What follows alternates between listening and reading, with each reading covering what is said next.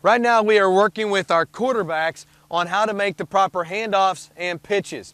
Right now, technique of pitching the ball to the running back. There are a couple of different types of pitches.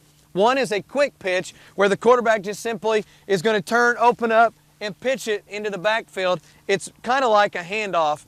And then there's the pitch where the quarterback is going to turn the opposite direction and we want him to pitch further down the line of scrimmage.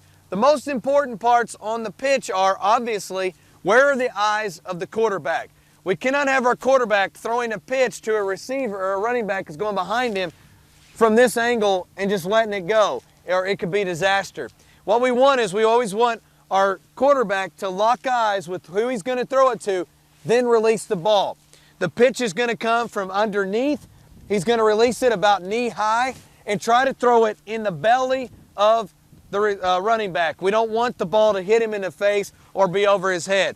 That is a proper pitch. Now, we're going to show you what it looks like when a bad pitch happens and the ball throws high, because this could turn into major problems, mainly the other team recovering the ball and running it back for a touchdown. So if it's not executed properly, it could look something like this.